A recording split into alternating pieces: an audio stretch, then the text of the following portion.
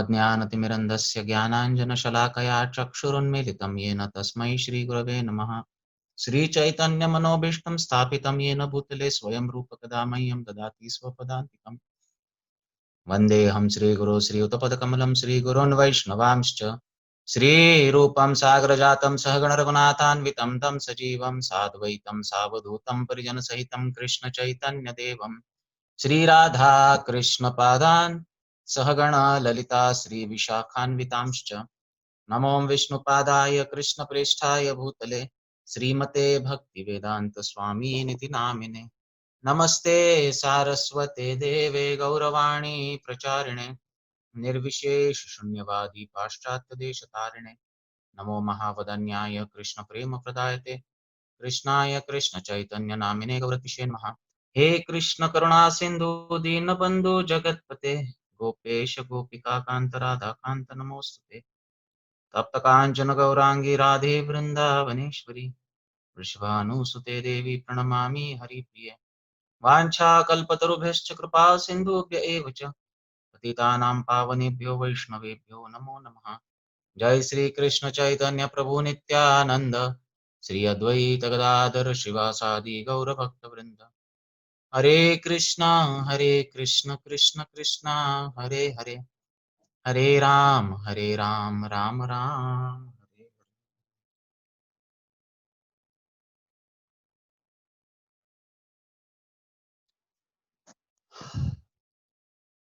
हरे कृष्ण। तर श्रीमद भगवद्गीता अध्याय क्रमांक 10 आणि श्लोक आपण 4 श्लोकांवर आज चर्चा करणार आहोत, जे की अतिशय महत्वाचे श्लोक आहेत आणि तुम्हा सर्वांना हे श्लोक ज्ञातही असतील आणि मला आशा आहे हे श्लोक कंठस्थही असतील, कारण का गीतेतला सर्वात महत्वाचा भाग ज्याला समजला जातो, ज्याला चतुश्लोकी भगवद्गीता असं म्हटलं जातं, त्या 4 श्लोकांवर आपण आज चर्चा करण्याचा प्रयत्न करणार आहोत। 8व्या श्लोकांपासून प्रारंभ करत 8, 9, 10, 11 या 4 श्लोकांवर आज आपण, कारण का याचे तात्पर्य खूप सुंदर आहेत आणि एक आशेचा किरण मनात हे जागवण्यास हे श्लोक समर्थ आहेत। तसं गीतेतला प्रत्येक श्लोक अतिशय सामर्थ्यशाली आहे, प्रत्येक शब्द सामर्थ्यशाली आहे। परंतु भक्तांसाठी हे 4 श्लोकात पूर्ण सार दडलेलं आहे गीतेचं। सगळे संबंध, अभिधेय आणि प्रयोजन सगळं ह्याच्यात आपल्याला आढळतं आणि म्हणून याला चतुश्लोकी भगवद्गीता असं म्हटलं जातं। 4 श्लोकांमध्ये जर भगवद्गीता समराईज करायची झाली, त्याची त्याची एक छोटा सार द्यायचं झालं भगवद्गीतेचं, तर ह्या 4 श्लोकांमध्ये दिले जातं। 8व्या श्लोकाचं आपण वाचन करूयात। अहम सर्वस्य प्रभवो मत्तः सर्वं प्रवर्तते इति मत्वा भजन्ते मां बुधा भाव समान्वितः। अनुवाद श्रील प्रभुपादांच्या वाणी। श्रील प्रभुपाद की जय। मीच सर्व प्राकृत आणि आध्यात्मिक जगतांचा उत्पत्ती करता आहे। सर्व काही माझ्यापासूनच उद्भवते। जे बुद्धिमान मनुष्य हे पूर्णपणे जाणतात, ते माझ्या भक्तीमध्ये संलग्न होतात आणि अंतःकरणपूर्वक मला भजतात। याचं तात्पर्य आपण वाचणार आहोत। तात्पर्य: ज्या विद्वानाने वेदांचे पूर्णपणे अध्ययन केले आहे आणि श्री चैतन्य महाप्रभूंसारख्या प्रमाणित अधिकाऱ्याकडून ज्ञान प्राप्त केले आहे, तसेच ही शिकवण कशी आचरणात आणावी हे ज्याने जाणले आहे, तोच श्रीकृष्ण हे आध्यात्मिक आणि भौतिक या दोन्ही जगतांचे उत्पत्तीकर्ता कसे असू शकतात हे जाणू शकतो। हे पूर्णपणे जाणल्यामुळे तो भगवत भक्तीमध्ये निश्चयाने दृढ होतो। मूर्खांद्वारे अथवा निरर्थक भाष्यांमुळे तो कधीच विचलित होऊ शकत नाही। सर्व वेद स्वीकार करतात की श्रीकृष्ण हेच ब्रह्मदेव, शंकर आणि इतर देवतांचे उगमस्थान आहेत। अथर्व वेदामध्ये गोपालतापनी उपनिषद 1:24 मध्ये म्हटलेले आहे की यो ब्रह्मणा विदधाति पूर्वम यो वै वेदांश्च गापयति स्म कृष्णः। श्रीकृष्णांनीच प्रारंभी ब्रह्मदेवाला वेद प्रदान केले आणि त्यांनीच गतकाळात वेदाचा प्रचार केला। नंतर पुन्हा नारायण उपनिषदात पहिल्या श्लोकात सांगितले आहे की अतः पुरुषो हवै नारायणो कामयत प्रजा सृजेयेति। त्यानंतर भगवान नारायणांनी जीवांना उत्पन्न करण्याची इच्छा केली ज्यामध्ये पुढे असे म्हटले आहे की नारायणात ब्रह्मा जायते, नारायणात प्रजापती प्रजायते, नारायणाद इंद्रो जायते, नारायणाद अष्टो वसवो जायन्ते, नारायणाद एकादश रुद्र जायन्ते, नारायणात द्वादश आदित्य. नारायणांपासून ब्रह्मदेवाचा जन्म झाला आणि नारायणांपासूनच प्रजापतींचीही उत्पत्ती झाली. नारायणांपासूनच इंद्र, 8 वसू, 11 रुद्र आणि 12 आदित्य यांचा जन्म झाला. नारायण हे श्रीकृष्णांचेच विस्तारित रूप आहे. त्याच वेदामध्ये म्हटले आहे की ब्रह्मण्यो देवकी पुत्र, देवकी पुत्र कृष्ण हेच पुरुषोत्तम भगवान आहेत. नारायण उपनिषद 4 मध्ये म्हटले आहे की एको वै नारायण आसीन्न ब्रह्मा न ईशानो नापो नाग्नी समौ नेमे द्यावा पृथ्वी न नक्षत्राणि न सूर्य. सृष्टीच्या प्रारंभी ब्रह्मदेव, शिव, अग्नी, चंद्र, नक्षत्र, सूर्य इत्यादी कोणीच नसून केवळ एकमात्र भगवान नारायण होते. महोपनिषद 1 महोपनिषदातच असेही म्हटले आहे की भगवंतांच्या कपाळातून शंकराचा जन्म झाला. याप्रमाणे वेद सांगतात की शिव ब्रह्मा आदींचेही निर्माते पुरुषोत्तम भगवान यांचेच पूजन केले पाहिजे. मोक्ष धर्मामध्ये श्रीकृष्ण सुद्धा म्हणतात की प्रजापतीं च रुद्रम चाप्य अहम एव सृजामि वै तौ हि माम न विजानीतो मम माया विमोहितौ. शिव तथा अन्य प्रजापतींची उत्पत्ती माझ्यापासूनच झाली आहे, परंतु ते माझ्या मायाशक्तीने मोहित झाल्यामुळे त्यांना माहित नसते की मीच त्यांचा उत्पत्ती करता आहे. वराह पुराणातही असे म्हटले आहे, नारायणः परो देवः देवः तस्मात् जातश्चतुर्मुखः तस्मात् रुद्रो अभवत देवः स च सर्वज्ञतागतः. नारायण हेच पुरुषोत्तम भगवान आहेत आणि त्यांच्यापासून ब्रह्मदेवाचा जन्म झाला, ब्रह्मदेवापासून रुद्राचा जन्म झाला. भगवान श्रीकृष्ण हेच संपूर्ण सृष्ट गोष्टींचे उगमस्थान आहेत आणि त्यांनाच सर्व गोष्टींचे परमकारण असे म्हटले जाते. श्रीकृष्ण म्हणतात की सर्व काही माझ्यापासूनच उत्पन्न झाल्यामुळे मीच सर्वांचे मूळ उगमस्थान आहे. सर्व काही माझ्या अधीन आहे. माझ्याहून श्रेष्ठ असा कोणीही नाही. श्रीकृष्णांव्यतिरिक्त इतर कोणीही परमनियंत्रक नाही. प्रामाणिक आध्यात्मिक गुरूंकडून वैदिक प्रमाणानुसार जो श्रीकृष्णांना या प्रकारे जाणतो तो आपल्या संपूर्ण शक्तीने श्रीकृष्ण भावनेमध्ये निमग्न होतो आणि खऱ्या अर्थाने विद्वान बनतो. त्याच्या तुलनेत श्रीकृष्णांना न जाणणारे इतर सर्वजण केवळ मूर्खच आहेत. केवळ मूर्खच श्रीकृष्णांना साधारण मानव समजतो. अशा मूर्खांद्वारे कृष्ण भावना भावित मनुष्याने गोंधळून जाऊ नये. त्याने भगवद्गीतेवरील सर्व अनाधिकृत भाष्य आणि भाष्यकारांनी स्वमताने लावलेले अर्थ टाळले पाहिजेत आणि निश्चयाने व दृढतेने कृष्ण भावनेच्या मार्गावर अग्रेसर झाले पाहिजे. तर हे तात्पर्य होतं 8व्या श्लोकाचं. 8व्या श्लोकामध्ये अहम सर्वस्य प्रभवो मत्त सर्व प्रवर्तते इति मत्वा भजन्ते मां बुधा भाव समन्वितः. तर ह्याच्यात संबंध तत्व सांगितलं गेलेलं आहे. संबंध, अभिधेय आणि प्रयोजन अशी ही 3 तत्व कुठल्याही विषयाचं आकलन करताना ही 3 तत्व अतिशय महत्वाची आहेत. संबंध तत्वाचा अर्थ काय होतो? तर आपण ज्या विषयाचं आकलन करण्यासाठी प्रयत्नशील आहोत त्या विषयाशी आपला संबंध काय आहे? का ते आकलन करणं आवश्यक आहे? जसं की आता आपण कृष्ण भक्ती किंवा भगवत भक्तीच्या विषयी आकलन करण्याचा प्रयत्न करत आहोत. त्याच्याविषयी जाणून घेण्याचा प्रयत्न करत आहोत. त्याच्याविषयी श्रवण कीर्तन करायचा प्रयत्न करत आहोत. पहिल्यांदा हे समजलं पाहिजे की भगवान श्रीकृष्ण हेच यांचीच भक्ती का केली पाहिजे? हेच भक्तीचा अंतिम उद्देश का असले पाहिजे? हा संबंध जो आहे कुठलंही कार्य करताना आपला त्या कार्याशी काय संबंध आहे? आपण हे का केलं पाहिजे बरं? का उगाच कोणतरी सांगतंय, कुठलेतरी प्रभूजी, कुठलीतरी माताजी येऊन सांगतायत, "नाही, नाही, नाही, तुम्ही भगवंताच्या नावाचा जप करा, अ, भगवद्गीता वाचा, भगवान श्रीकृष्णांची भक्ती करा." म्हणून आपण करतोय का? तर ह्याचा आपला वास्तविक संबंध काय आहे? हे मूळतः प्रत्येक साधकांनी जाणणं आवश्यक आहे. याला म्हणतात संबंध. आणि ह्या संबंध ज्ञानात तत्व हे खूप प्रकर्षाने चर्चा केली गेली आहे शास्त्रामध्ये. हे संबंध ज्ञान जे आहे ह्याच्याविषयी ऐकणं आणि बोलणं ह्याच्यात चैतन्य महाप्रभू खास करून सांगतात, की कधीच आळस नाही केला पाहिजे. आणि म्हणून हे फार आवश्यक आहे. पहिलं, की भगवान श्रीकृष्णच का ज्यांची आपण भक्ती केली गेली पाहिजे.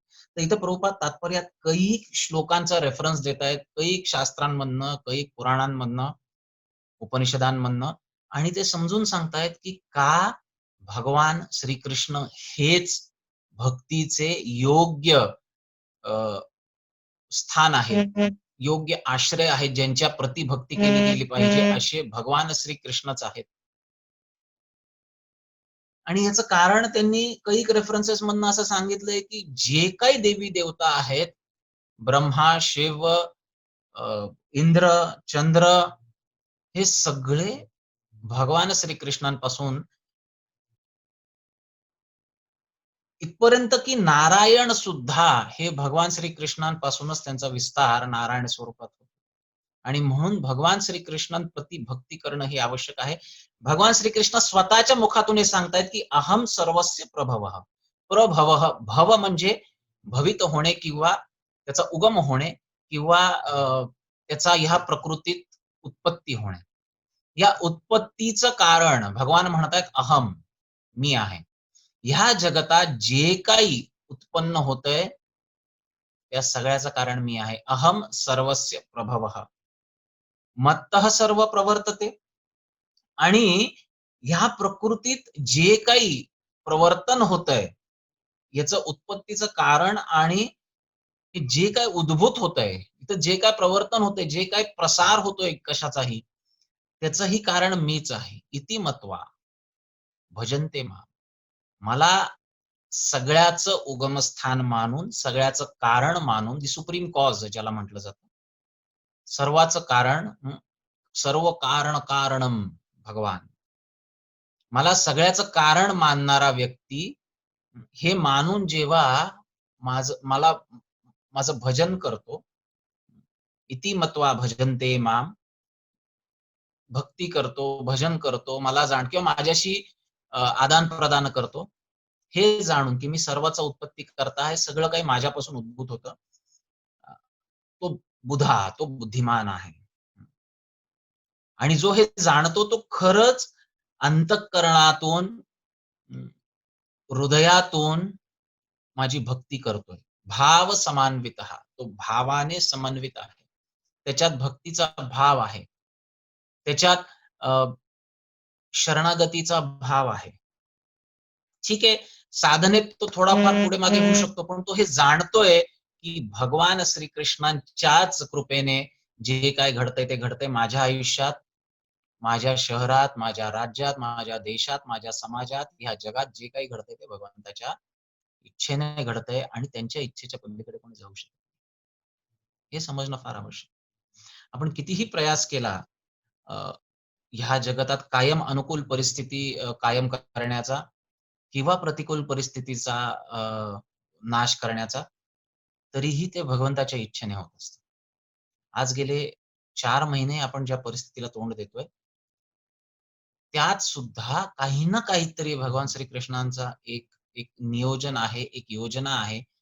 हे समजून भक्त परिस्थितीशी अ, झगडण्याच्या ऐवजी त्या परिस्थितीत राहून तो त्याचा जास्तीत जास्त लाभ कसा घेऊ शकेल ह्याच्याकडे जास्त त्याचा कल असतो. आणि हे करणं फार आवश्यक आहे. बघा, आयुष्य कधीच सरळ जात नसतं.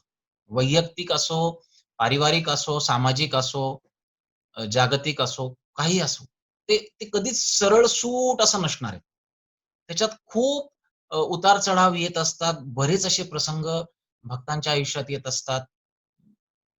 लोकांचा असा एक समज असतो, की ठीक आहे बाबा, मी भक्ती करायला लागल्यावर माझ्या आयुष्यातील सगळे जे काही संकट आहेत, माझ्या आयुष्यातील जे काही सगळ्या प्रतिकूलता आहेत, त्या नष्ट होतील.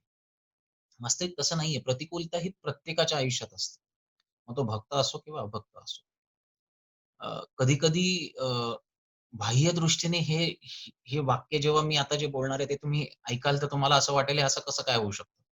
पण वास्तविक जर का तुम्ही बघायला गेलात ना, तर भक्तांच्या आयुष्यात अ, हे संकट किंवा असमंजस असण्याचा असण्याची जी मात्रा जी असते ती कैक अधिक असते.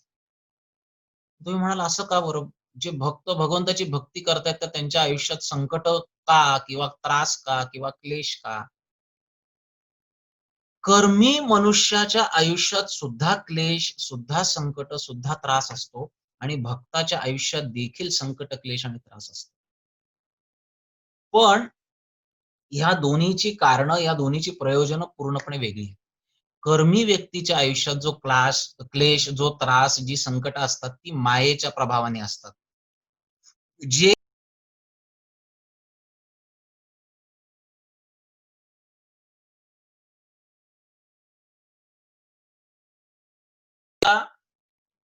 शरणागत होतो, तेव्हा तो मायेच्या अधिकारातून बाहेर पडलेला असतो. आता माया त्याला कुठल्याही प्रकाराने प्रभावित नाही करू शकत. कारण का तो तिच्या अधिकारातनच बाहेर पडलेला आहे. मग तो कोणाच्या अधिकारात असतो? तो थेट भगवंताच्या किंवा भगवंताच्या अंतरंग आणि भगवंताच्या अंतरंग शक्तीच्या अधिकारात आल्या कारणाने त्याच्या आयुष्यात जे काही घडतं, ते भगवंताच्या कृपेने घडतं, ते मायेच्या प्रभावाने घडत नसतं. तर भक्तांच्या आयुष्यात देखील संकटं असतात, पण ते भगवंताच्या इच्छेने येतात. तुम्ही म्हणाल भक्ताच्या आयुष्यात संकट भगवंत आणायची का प्रयास करतील बरं? त्याचं उत्तर तुम्हाला पुढच्या श्लोकात प्राप्त होणार आहे. 9व्या श्लोकात. कारण का जोपर्यंत भक्ताच्या आयुष्यात भगवत कृपेने आलेली संकट किंवा असमंजस किंवा क्लेश किंवा त्रास नसतो, तोपर्यंत भक्त त्याच्या साधनेच्या ट्रॅकवर त्याला ठेवण्यासाठी भगवंताकडे हे एक खूप मेजर टूल आहे. काय म्हणतात ते पुढच्या श्लोकात बघा. आता पुढचे जे 2 श्लोक आहेत ते अभिधेय तत्वाचे आहेत. पहिला संबंध झाला भगवंताची भक्ती का करायची? कारण का सगळं काही भगवंताच्या इच्छेने होतंय. अनुकूल, प्रतिकूल ज्या काही परिस्थिती आपल्या आयुष्यात येतात, त्या भगवंताच्या इच्छेने येतात आणि भगवंताच्या इच्छेने त्याचा प्रसार होतो. आता असं असताना भगवंत 9व्या श्लोकात म्हणतात, की "मच्चित्ता मदगत प्राणः बोधयन्तः परस्परं कथयन्तश्च माम नित्यं तुष्यन्ति च रमन्ति च." माझ्या शुद्ध भक्तांचे चित्त माझ्यामध्येच वास करीत असते. त्यांचे जीवन माझ्या सेवेमध्ये समर्पित असते आणि एकमेकांमध्ये माझ्याबद्दल चर्चा करण्यापासून आणि बोधन करण्यापासून त्यांना अत्याधिक संतोष आणि आनंद प्राप्त होतो. तुष्यंतीच रमंतीच. मच्चित्ता. त्यांचं चित्त कायम माझ्यात असतं. मदगत प्राणः. त्यांना मी प्राणापेक्षा सुद्धा अधिक प्रिय असतो. गतप्राणः. गतप्राणाचा अर्थ कळला? प्राण आपल्याला सर्वाधिक प्रिय या जगतात जर का काही असेल तर प्राण असेल. अ, तुम्ही कैक अशा केसेस ऐकता ज्याच्यात लोकं आत्महत्या करतायत आणि हे आज नाही, हे दशकानुदशकं चालू आलेलं आहे. लोकं आत्महत्या करतात नैराश्यापोटी किंवा भीतीपोटी किंवा काही जे काय असेल, शोकाकूळ होऊन ते आत्महत्या करतात आणि आत्महत्या करण्याच्या पद्धती कैक आहेत. काही जण गळफास घेऊन आत्महत्या करतात, काही जण उंचावरून उडी मारून आत्महत्या करतात, काही जण रेल्वेच्या खाली आपला प्राणत्याग करतात. अशा वेगवेगळ्या पद्धतीने विष प्राशन करतात, वेगवेगळ्या पद्धतीने. आजपर्यंत असं कधी ऐकलंय का हो, की एखाद्याने त्याचा नाक बंद करून घेतला आणि त्याने त्याचा जीव त्याग केला? असं कधीच नाही होऊ शकत. वास्तविक ज्याला आत्महत्या करायची त्यासाठी हा सर्वात सोपा मार्ग आहे ना. त्याने त्याचं नाक बंद करून घेतलं, तोंड बंद करून घेतलं, श्वास बंद करून घेतला, की संपलं. तो गतप्राण होणार आहे. पण असं कधीच नाही होऊ शकत. का? कारण का व्यक्ती प्राणाला स्वतःपासून दूर नाही ठेवू शकत. हे शक्य नाहीये. काही मानसिक फोर्सेस असतात जेणेकरून तो दुसऱ्या पद्धतीने आत्महत्या करतो. पण तो स्वतःचा प्राण स्वतःच्या हाताने रोखू नाही शकत. इतका आपल्याला प्राण प्रिय आहे. हे सांगण्याचं तात्पर्य काय आहे, की मद गत प्राणाचा अर्थ काय? गत प्राण होता, होता आपल्याला काय आपल्याला प्राण किती प्रिय आहे. भगवान म्हणतात, "माझ्या भक्तांना मी त्या प्राणापेक्षा देखील अधिक प्रिय आहे." म्हणजे विचार करा किती प्रेम भक्तांचं भगवंतावर असतं. मच्चित्ता त्यांचं चित्त सदैव माझ्यात असतं. मदगत प्राणः त्यांना मी प्राणापेक्षा सुद्धा अधिक प्रिय असतो. बोधयंत परस्परम, कथयंतश्च माम नित्यम. आणि ते परस्परांमध्ये बोध करतात आणि माझं कथन, माझी कथा करत असतात. ह्यातच त्यांना तुष्यंतीच, रमंतीच. बघा 2 गोष्टी आहेत. एक संतुष्ट होणे. संतुष्ट होणे म्हणजे आपल्या ज्या गरजा आहेत, त्या जेव्हा भागतात तेव्हा आपल्याला एक एक संतुष्टीची अनुभूती येते. जसं अ, 2 गोष्टी आहेत. एक आहे की तुष्टी आणि पुष्टी. है ना? तुष्टी, पुष्टी, क्षुध. अन्न खाल्ल्याने आपल्याला 3 लाभ मिळतात. अन्न जेव्हा आपण ग्रहण करतो, प्रसाद ग्रहण करतो 3 लाभ मिळतात. एक तर तुष्टी, आपण संतुष्ट होतो. आपली जी इच्छा असते, भूक लागल्यामुळे जी प्रसाद ग्रहण करण्याची इच्छा असते, ती इच्छा पूर्ण होते. त्याला म्हणतात तुष्टी. पुष्टी, पुष्टी म्हणजे आपलं शरीर पुष्ट होतं, पोष्टित होतं. आणि क्षुधापाय हा भागवतातला श्लोक आहे 11व्या स्कंदातला. त्यात असं म्हटलं गेलं, की ज्याप्रमाणे ग्रासानुग्रास एक-एक घास खाल्ल्याने आपल्याला तुष्टी, पुष्टी आणि क्षुध अपाय हे 3 परिणाम बघायला मिळतात. त्याचप्रमाणे भगवंताच्या भक्तीचे सुद्धा परिणाम आहेत. आपली सर्व पापं नष्ट होतात. आपली सगळी दुःख नष्ट होतात. आपल्याला ह्या लोकात सुख प्राप्त होतं आणि परलोकात सुद्धा आपण आध्यात्मिक जगत या शरीरानंतर प्राप्त करतो. असे भगवंताच्या भक्तीचे लाभ आहेत असं सांगण्यासाठी ते उदाहरण दिलं गेले. तर तुष्टी म्हणजे आपलं मन संतुष्ट होतं. पुष्टी म्हणजे शरीर पुष्ट होतं आणि क्षुध म्हणजे क्षुधापाय आणि आपली भूक सुद्धा मिटते. तर एक घास खाल्ल्याने आपल्याला 3 लाभ एकत्र होतात. तर त्याच्यात आता पोट भरणं हा एक भाग झाला. पण आपलं मन भरणं, है ना? अन्न तुम्हाला कुठलंही रुकं-सुकं अन्न दिलं तर ते खाऊन सुद्धा तुमचं पोट भरणार आहे. पण तुमचं मन भरणार आहे का जर का त्या अन्नाला चव नसेल तर? नाही. तर संतुष्टी आणि रमण ह्या 2 वेगळ्या गोष्टी आहेत. काही गोष्टी आपण करतो as a duty, as a matter of duty. आपल्याला भूक लागली, पोट भरायचं म्हणून जे मिळेल ते आपण खातोय ठीक आहे. But at any given point की जर का आपल्याला चॉईसेस असतील, की ठीक आहे तुला भूक लागलीये, पण तुझ्या समोर कारल्याची भाजी आहे आणि इथं बघितलं तर मटर पनीर आहे. तर आपण आपल्याला चॉईस दिला तर आपण काय चयन करू? निश्चितपणे ज्याच्यात जास्त स्वाद आहे, ज्याच्यात पोट आणि मन दोन्ही भरणार आहे. है ना? तर रमण आणि संतुष्टी ह्याच्यात अंतर आहे. रमण म्हणजे आनंद, डिलाईट. है ना? आणि संतुष्टी म्हणजे ती गरज भागवणे. रमण म्हणजे त्या गरजेच्या पलीकडे जाऊन आपली इच्छा पूर्ण करणे. गरज आणि इच्छा. गरज ही बेअर मिनिमम असते. तर त्यांना संतुष्टी पण मिळते आणि त्यांचं रमण पण होतं एकाच क्रियेने. भगवान म्हणतायत कुठल्या क्रियेने? बोधयंत परस्परम आणि कथयंतश्च मामनित्य. माझी कथा केल्याने, माझ्याविषयी अ, एकमेकांना बोध-प्रतिबोध केल्याने ते संतुष्ट देखील होतात आणि त्यांचं रमण देखील. आता हे आहे अभिधेय. ही आहे प्रोसेस, ही आहे साधना. का भक्त ती साधना करतात? कारण का त्यांचं चित्त जे आहे भगवंतामध्ये लागलेलं असतं. आणि भगवंतामध्ये चित्त लागतं कसं भक्ताचं? जरा विचार करा. आपण आता मी तरी आता शुद्ध भक्तीच्या स्तरावर नाहीये. तर मला भगवंतामध्ये जर का माझं मन लावायचं असेल, तर स्वाभाविक आहे माझ्यासाठी, की माझ्या समोर जितक्या जास्त अडचणी येत जातात, तितका मी भगवंताकडे माझा कल वाढत जातो. कारण का मी शुद्ध भक्त नाहीये. शुद्ध भक्त म्हणजे त्याचा भौतिक विषयांशी संपर्क आणि संबंध पूर्णपणे तुटलेला असतो. राहत असतो या भौतिक जगतात, पण त्याचं मन कधीच विषयांनी रमत नाही. ते जो जो पूर्ण शुद्ध भक्तीच्या स्तरावर आहे, त्याला तुम्ही कुठेही ठेवा, कसंही ठेवा, काहीही त्याची परिस्थिती असेना, पण त्याचं मन कधी भगवंतामधनं उठत नाही. पण माझ्यासारख्या ज्या साधकाची अवस्था अशी असते, की थोडा जरी एक भौतिक कम्फर्ट मला मिळायला जेव्हा लागतो, तेव्हा माझं मन जे आहे ते भगवंतामध्ये स्थिर राहतं. आणि म्हणून भगवंतांनी त्यांच्याकडे एक टूल ठेवलेलं आहे. त्यांच्याकडे एक एक एक असं असा ऑप्शन आहे त्यांच्याकडे.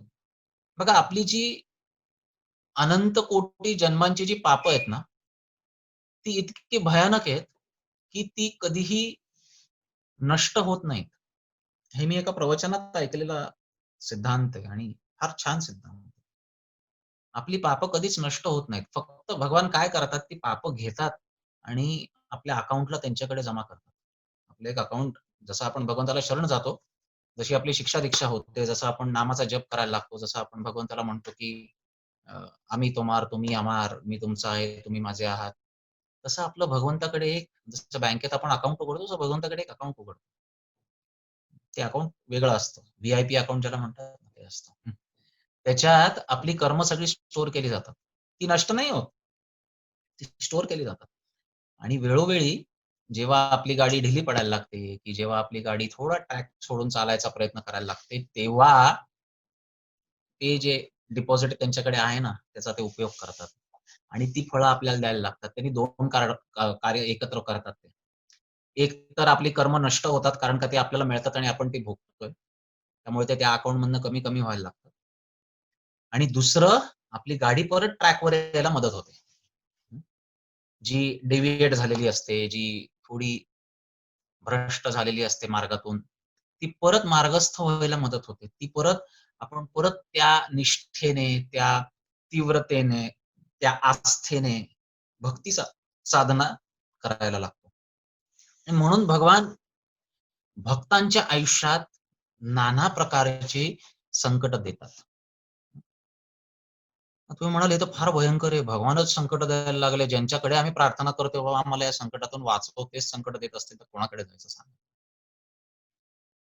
पण याच्यातला फरक समजून घ्या. एका कर्मीच्या आयुष्यात सुद्धा संकटं येतात आणि एका भक्ताच्या आयुष्यात सुद्धा संकटं येतात.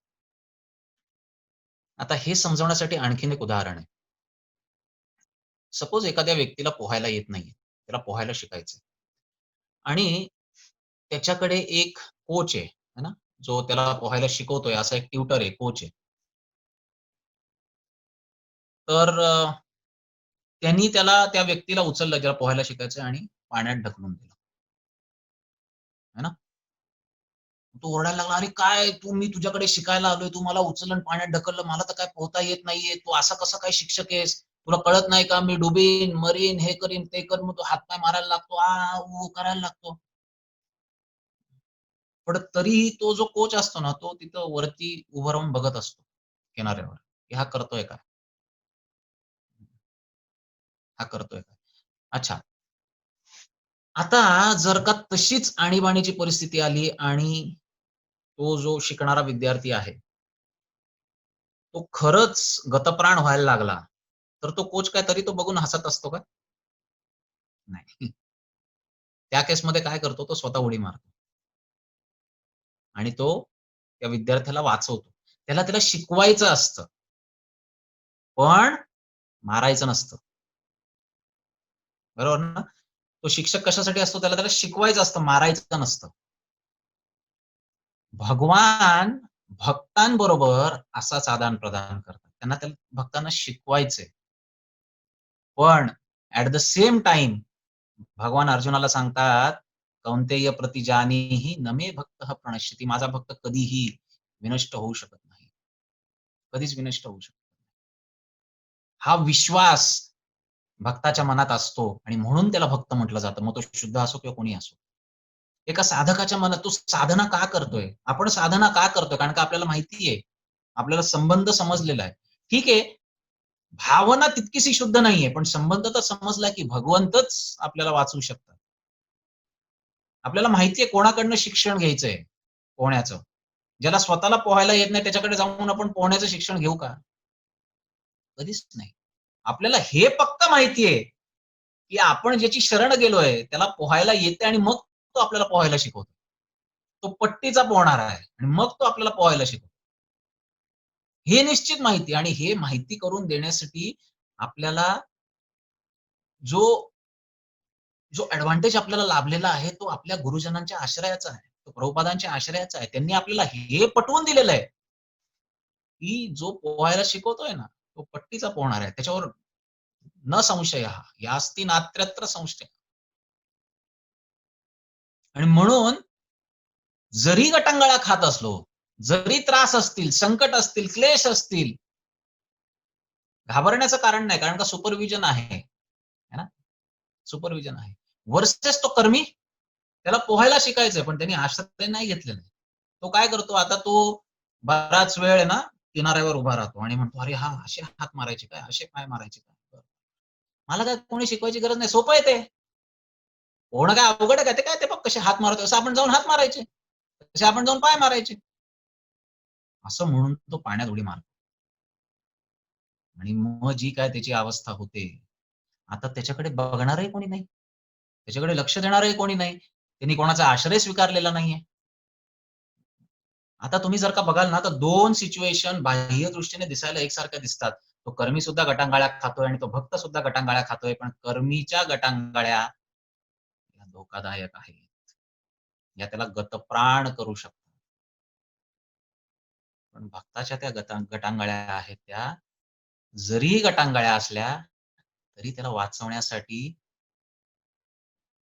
सुपरवायझर, त्याचा कोच, त्याच्यावर नजर ठेवणारा, त्याचे आश्रयस्थान हे तिथं आहेत.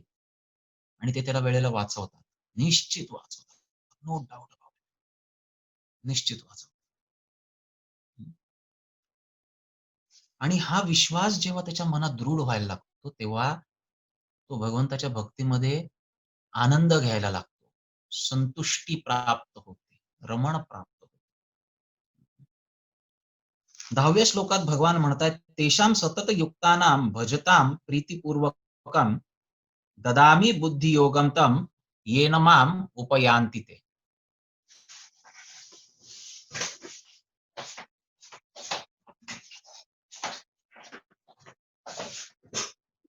सो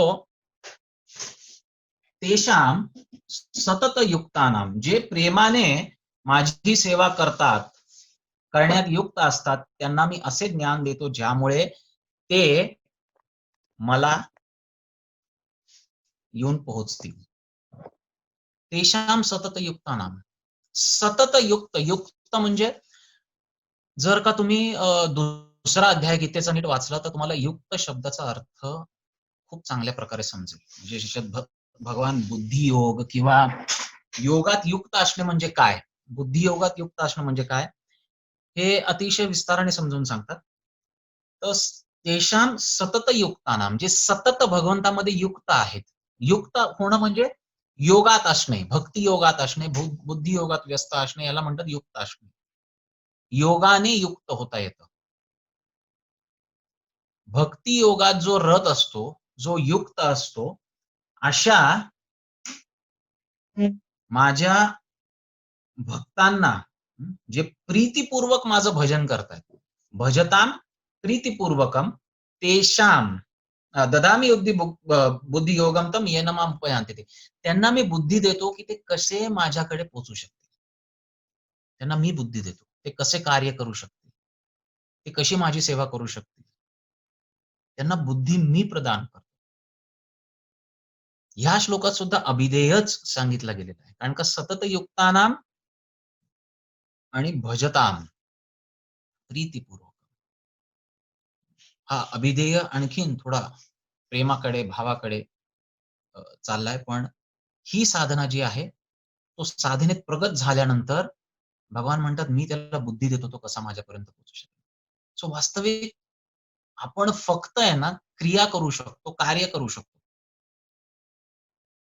आपण जितकं प्रामाणिकपणे कार्य करतोय, तितक्याच डिग्रीला भगवान आपल्याबरोबर रेसिप्रोकेट करतात. "ये यथा मां प्रपद्यन्ते तांस तथैव भजाम्यहम्." जो मला ज्या स्तरापर्यंत मला मला साथ घालतोय, माझं भजन करतोय, माझ्या नावाचा जप करतोय, साधन करतोय, माझं स्मरण करतोय, माझी कथा श्रवण कीर्तन करतोय, माझी भक्ती करतोय, माझी सेवा करतोय, त्याच स्तरापर्यंत, त्याच लेव्हलपर्यंत मी त्याच्यावर कृपा करणार. तर हा भक्त जो भगवंताला गतप्राणापेक्षा सुद्धा अधिक प्रिय, मदगत प्राणः, गतप्राण झाल्यासारखा माझ्या विना असा तो स्वतःला समजतो. आणि म्हणून तो माझं स्मरण करण्यासाठी बोधयंत परस्पर आणि कथयंतश्च माम नित्यम हे करतो. भगवंताच्या कथेमध्ये रत राहतो. तोच भक्त ह्या साधनेत रत राहता सतत भगवंताचं स्मरण चिंतन त्याचं चालू राहतं. आणि अशा अवस्थेत भगवान म्हणतात, मी त्याला बुद्धी प्रदान करतो. ददामी बुद्धियोगम तम, मी त्याला बुद्धी प्रदान करतो. कसली बुद्धी प्रदान करतो? कुठली बुद्धी प्रदान करतो? भगवान म्हणतात, येन माम उपयांती. कारण का जो सतत भगवंताचं स्मरण करतोय, तो ह्यासाठी बिलकुल स्मरण करत नाहीये, की माझं शरीर कसं स्वस्थ राहील, माझं घर कसं मोठं होईल, माझ्या मुलांची लग्न कशी होतील, मला घर, पैसा, अडका, इस्टेट, प्रॉपर्टी, धंदा कसा माझा वाढेल. ह्याच्यासाठी तो सतत स्मरण नाही करत आहे. तो सतत स्मरण कशासाठी करतोय? तो सतत स्मरण ह्यासाठीच करतोय, की तो भगवंताला कसा प्राप्त करेल. आणि जेव्हा त्याचं स्मरण ह्या भावात असतं, की हे भगवंता, तुम्हीच माझे स्वामी आहात, पण मी तुमच्यापासनं माझा वियोग झालेला आहे. मला तुमच्याकडे यायचंय, मला तुमच्याशी एकरूप व्हायचंय. जेव्हा तो या विप्रलंब भावात भगवंताचं भजन करतो, तेव्हा भगवान त्याला बुद्धी देतात. कशाची बुद्धी? की तो त्यांच्यापर्यंत कसा पोहोचू शकेल. तर भगवंताला सोपं आहे ना, की ते त्याला उचलून असे घेऊन जातील, "चल तू माझ्याकडे." नाही, इतकं सोपं नाहीये ते. भगवान त्याला पूर्ण कार्य करायला लावतात. अजामेळाची कथा बघा. अजामेळाची कथा तुम्हाला सर्वांना ज्ञात आहे. जेव्हा ते यमदूत आले आणि अजामेळाने त्याच्या मुलाला बोलावलं नारायण, तेव्हा 4 विष्णुदूत तिथं आले. कशासाठी आले? अजामेळाला घेऊन जायला आले नाहीत काही. त्याला फक्त संकटातनं वाचवण्यासाठी आले. यमदूतांपासून वाचवण्यासाठी आले. यमदूतांचा पाश कापण्यासाठी आले. ते काय त्याला परत नाही घेऊन गेले. पण त्याला चान्स मिळाला. त्याला त्याला एक संधी मिळाली, की तो जाऊन भगवंताची भक्ती करेल आता. त्याला तो दणका मिळाला. त्याला साक्षात यमदूत दिसले समोर. तो घाबरला आणि म्हणला, "नाही बस, माझा जे काही भोगविलासाचं आयुष्य होतं ते इथपर्यंतच होतं." त्याची बुद्धी ठिकाणावर आली आणि मग जाऊन त्यांनी भजन केलं. भाव समान्वित भजन केलं आणि त्या भजनानंतर भगवंताला प्राप्त. तर भगवंताने त्याला बुद्धी दिली, की तो काय करू शकेल. पण करायचं होतं अजामेळाला. भगवंत असं नाही म्हणाले, की "ठीक आहे बाबा, तू नारायण शब्दाचं नावाचं उच्चारण केलंय, आता चल माझ्या धामात लगेचच." नाही. त्याला बुद्धी दिली, की त्यांनी काय करायला पाहिजे. पण केलं हे अजामेळाने. आणि जेव्हा त्यांनी केलं, तेव्हाच त्याला भगवद्धाम प्राप्त झालं. प्रतिकूल परिस्थितीमध्येच भजन होऊ शकतं, समजून घ्या. जेव्हा आपली परिस्थिती आजूबाजूची अनुकूल व्हायला लागेल, तेव्हा परत आपण आपल्या कार्यामध्ये रत व्हायला लागतो. तेव्हा परत आपलं मन जे आहे ते भौतिक कार्यामध्ये रत व्हायला लागतं आणि मग आपण भजनात शिथिल पडतो. तर परिस्थिती जेव्हा प्रतिकूल असते आजूबाजूची, त्याच्यातच भजन अधिक प्रगाढ होऊ शकतं. त्याच्यातच अधिक प्रगाढ भजन होऊ शकतं आणि हे आवश्यक आहे. म्हणून कुंती महाराणींनी भगवंताकडे प्रार्थना केली. काय प्रार्थना केली, की मला संकट सदैव येऊ. विपदः अतः सन्तु, तत्र तत्र जगद्गुरो. भवतां दर्शनम यत् स्यात् अपुनर्भव दर्शनम. मला सदैव विपदा येऊ दे, कुंती महाराणी म्हणते. तर कुठे-कुठे विपदा ती म्हटली, ठिकठिकाणी आयुष्यात प्रत्येक ठिकाणी माझ्यावर विपदा येऊ दे. माझ्यावर संकट येऊ दे. का? कारण का भवता दर्शनम. मला जेव्हा माझ्यावर संकट येतं, जेव्हा परिस्थिती प्रतिकूल होते, जेव्हा मी क्लेशात असते, जेव्हा मी त्रासात असते, तेव्हा मला तुझं स्मरण होतं आणि तू येऊन मला दर्शन देतो. आता तेव्हा भगवान इथं अ, अवतरित होते. पण आता सुद्धा जेव्हा आपण स्मरण करतो, तेव्हा भगवान आपल्या बरोबर असतात. जेव्हा आपण कीर्तन करतो, तेव्हा भगवान आपल्या समोर बरोबर असतात. नाहं तिष्ठामि वैकुंठे न योगेन हृदयेषु वा तत्र तिष्ठामि नारद यत्र गायन्ति मत भक्तः. जिथं जिथं भगवंतांचं कथा कीर्तन होतं, तिथं भगवंत आहेतच. हे भगवंतांनी स्वतःच्या मुखाने सांगितलं. मग भवतात दर्शनम, त्यांचं दर्शन आपल्याला होतं. केव्हा? संकट काळात. आणि ते दर्शन कसलं आहे? ते दर्शन मला होतं, कुंती महाराणी म्हणते, जे दर्शन झाल्याने अपुनर्भव दर्शनम. पुनः भवदर्शन होत नाही. ते दर्शन मला संकटात प्राप्त होतं. कारण का तेव्हा माझं स्मरण प्रगाढ असतं, तीव्र असतं. आणि अशा भक्तांवर, कुठल्या भक्तांवर? तेषां सतत युक्तानां भजतां प्रीतिपूर्वकम्. जे माझं प्रेमपूर्वक भजन करतायत आणि त्यांना मी ददामी बुद्धियोगम तम. आता बुद्धियोग म्हणजेच भक्तियोग. हे दुसऱ्या अध्यायात खूप विस्तारितपणे याचा उल्लेख केला गेला आहे. बुद्धियोग म्हणजे काय? ददामी बुद्धियोगम तम. बुद्धियोगम तम. त्यांना मी बुद्धियोग देतो म्हणजेच भक्ती देतो. प्रभुपादांनी खूप सुंदर तात्पर्य लिहिलेले आहेत त्याच्यात. तुम्ही अवश्य वाचा. खास करून 38-39 श्लोकापासून पुढे या बुद्धियोगावर पूर्ण विश्लेषण शेवटपर्यंत बुद्धियोगावरच आहे. त्यामुळे बुद्धियोग हा म्हणजेच भक्तियोग हे तिथं प्रस्थापित केलं गेलेलं आहे. ददामी बुद्धियोगम तम येन माम. मी त्यांना बुद्धियोग म्हणजे भक्ती वास्तविक याचं असं अनुवाद केला गेलाय, की त्यांना मी असं ज्ञान देतो. पण वास्तविक तुम्ही जर का बुद्धियोग हा एक शब्द बघितला, तर बुद्धियोग म्हणजे भक्ती. मी त्यांना भक्ती देतो जेणेकरून ते माझ्यापर्यंत पोहोचतील. ते माझ्यापर्यंत पोहोचतील. आणि हे बुद्धियोग म्हणजे भक्ती. तुम्हाला कसं याचा रेफरन्स पाहिजे असेल, तर दुसऱ्या अध्यायात तुम्हाला जो उत्तरार्ध आहे दुसऱ्या अध्यायाचा, दुसरा अध्याय 73 श्लोकांचा मोठा अध्याय. तर उत्तरार्ध जो आहे 38व्या श्लोकापासून पुढे तुम्हाला बुद्धियोगावर भगवान सांगताना आढळतील आणि फार सुंदर त्यांनी बुद्धियोगाचं विश्लेषण केलं आहे. तर असे जे भक्त आहेत ज्यांना बुद्धियोग प्राप्त झालाय, ज्यांना भक्ती प्राप्त झाली आणि जे शुद्ध भक्त आहेत. का? कारण का? प्रीतिपूर्वक जे प्रीतिपूर्वक भजन करतायत. आणि सतत भजन करतायत. त्यांना काय होतं? तेषाम एवानुकंपार्थम अहम अज्ञान अजम तमहा नाशयामी आत्मभावस्तो ज्ञानदीपेन भास्वत. त्यांच्यावर विशेष अनुग्रह करण्यासाठीच त्यांच्या हृदयात वास करणारा मी ज्ञानरूपी तेजस्वी दीपाने अज्ञानामुळे उत्पन्न झालेल्या अंधकाराचा नाश करतो. चैत्य गुरु परमात्म्याच्या रूपाने भगवान आपल्या हृदयात आहेत. त्यांना माहिती आपण काय करतोय, काय नाही करत. त्यांना माहिती आपली काय भावना आहे. त्यांना माहिती आहे आपले काय विचार, काय आचार, काय आपलं चरित्र आहे ते. आपण जगापासून लपवू शकतो, भगवंतापासून नाही लपवू शकत. आणि ते लपवलं पण नाही गेलं पाहिजे. त्यांच्यापुढे ठीक आहे बाबा. शेवटी कसं असतं, की प्रत्येकाला माहिती असतं, की आपण काय करतोय आणि काय नाही. ह्याच्यात गैर काही नाहीये. प्रामाणिक राहणं ही फार मोठी गोष्ट आहे. भगवंताबरोबर तरी कमीत कमी आपण प्रामाणिक राहायला पाहिजे. जगासमोर आपण कसं का असेना, पण भगवंताशी आपण ठीक आहे, नाही माझ्याच्याने नाही होत आहे. भगवंता कृपा कर माझ्यावर. भीक मागा त्याच्यासमोर, रडा, पडा, डोकं आपटा, काय करायचं ते करा. पण ते भगवंतासमोर केलं पाहिजे. आणि जेव्हा असं होईल ना, तेव्हा खरंच आपल्यावर अनुकंप कारण का त्या अनुकंपेनेच ते वाटच बघतात. ते बसलेत कशासाठी आपल्या हृदयात? ही वाटच बघत बसलेत, की कधी हा मला बोलवणार आहे?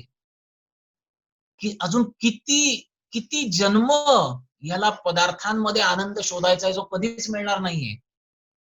आणि कधी हा त्या पदार्थांमध्ये आनंद शोधून, शोधून थकेल आणि कधी मला बोलवेल, याची भगवान वाट बघत असतात आणि जेव्हा आपण ते करतो, तेषाम एव अनुकंपार्थम, त्याच्यावर अनुकंपा करण्यासाठी, त्याच्यावर कृपा करण्यासाठी, त्याच्यावर दया करण्यासाठी अहम अज्ञान अजम तमः. मी अज्ञानामुळे तमः अंधकार नाशयामी आत्मभावस्तु. अज्ञानामुळे त्याच्या हृदयात जो अंधकार उत्पन्न झालेला असतो, त्याचा नाश मी स्वतः करतो. कशाने? ज्ञानदीपेन भास.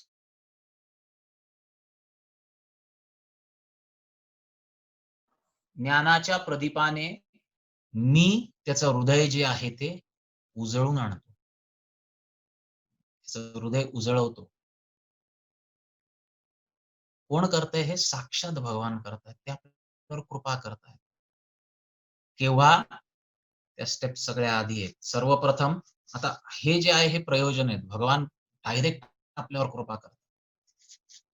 म्हणून जे प्रयोजनादी देव आहेत, ते गोपीनाथ आहेत. ते आपले स्वामी, जसे गोपींचे स्वामी ते बनले, तसे ते आपले स्वामी बनून आपल्याला पूर्णपणे मार्गदर्शन करायला लागतात. ते आहेत गोपीनाथ. संबंध आदी देव कोण आहेत? मदन मोहन आहेत. मदन मोहन तुम्ही जे मोठं मंगलाचरण आहे 15 श्लोकांचं त्याच्यात तुम्ही वाचाल, संबंध आदी देव प्रणाम मंत्र, अभिधेय आदी देव प्रणाम मंत्र, प्रयोजन आदी देव प्रणाम मंत्र, मदन मोहनजींचा प्रणाम मंत्र आहे. मदन मोहनजी ते मदनाला मोहित करतात. आपले इंद्रिय जे आहे ते मदनाने प्रभावित असतात. कामानी प्रभावित असतात, कामदेवानी प्रभावित असतात. पण मदन मोहन ते आहेत जे कामदेवाला मोहित करतात. मग ज्या कामदेवांद्वारे आपले इंद्रिय मोहित झालेली आहेत, ते आपल्या इंद्रियांना आकर्षित नाही करणार का? तर प्रथम कार्य ते करतात, की आपल्या इंद्रियांना आकर्षित करतात त्यांच्याकडे. म्हणून त्यांना मदन मोहन संबंध देव म्हटलं जातं. जेव्हा भगवंताशी आपला संबंध आपल्याला कळतो, तेव्हा आपण भौतिक पदार्थांच्या भोगापासून दूर होऊन भगवंतामध्ये आपलं मन व्यस्त करायला लागतो. अभिधेयादी देव गोविंद देव. आता इंद्रिय आपण भगवंतामध्ये लावली, त्या इंद्रियांना आनंद नाही मिळाला तर आपण साधन करू शकणार आहे का?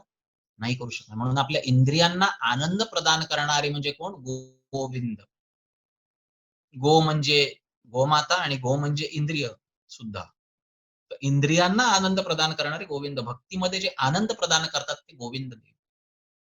साधनेमध्ये जे आनंद प्रदान करतात ते गोविंद. साधनेमध्ये जे आपल्याला उद्युक्त करतात ते मदन मोहन. संबंध आपला स्थापित करतात ते मदन मोहन. साधनेमध्ये आपल्याला आनंद जे प्रदान करतात ते गोविंद देव आणि अंततोगत्वा आपल्या स्वामीच्या रूपाने आपल्यावर पर्सनली जे कृपा करतात ते गोपीनाथ. प्रयोजनात ते आपलं प्रयोजन आहे. ज्याप्रमाणे गोपींचा भगवंताशी संबंध होता, तो संबंध स्थापित करणं हे आपल्या भक्तीचं प्रयोजन आहे. पण तो संबंध असाच स्थापित होत नाही. सर्वप्रथम संबंध, दुसरं अभिधेय. अभिधेयचे सुद्धा 2 स्तर आहेत.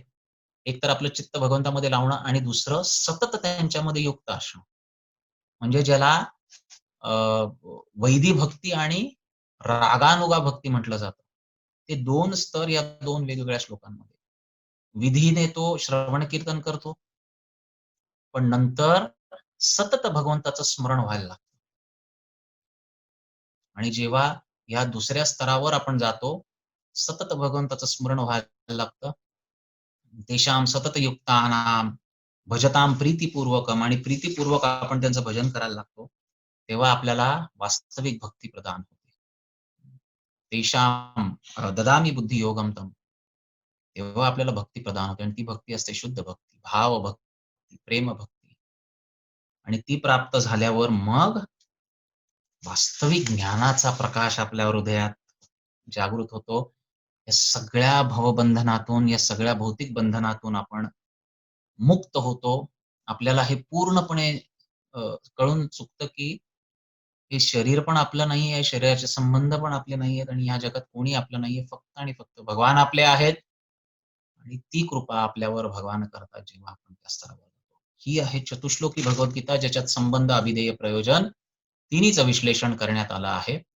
आणि आजच्या या पार्श्वभूमीत जिथं लोकं घाबरलेली आहेत, जिथं लोकं भेदरलेली आहेत, भक्तांना एवढी भीती वाटून घेण्याचं कारण नाही.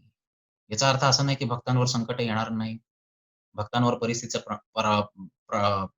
परिस्थितीचा प्रभाव पडणार नाही. निश्चित पडेल. आपण या जगात राहतोय. पडू शकेल. आपण स्वतःची काळजी घ्यायची. म्हणून हा ओव्हर कॉन्फिडन्स कधीच नसला पाहिजे, की "अरे, मी जप करतोय भगवंताचा त्यामुळे मला काही होणार नाही."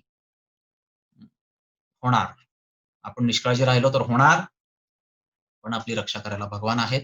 जर का चुकून-माकून असं काही झालंच, तर घाबरण्याचं कारण नाहीये. भगवान रक्षा करतात आणि जे काय होईल ते भगवंताच्या इच्छेने. खूप खूप धन्यवाद. हरे कृष्ण.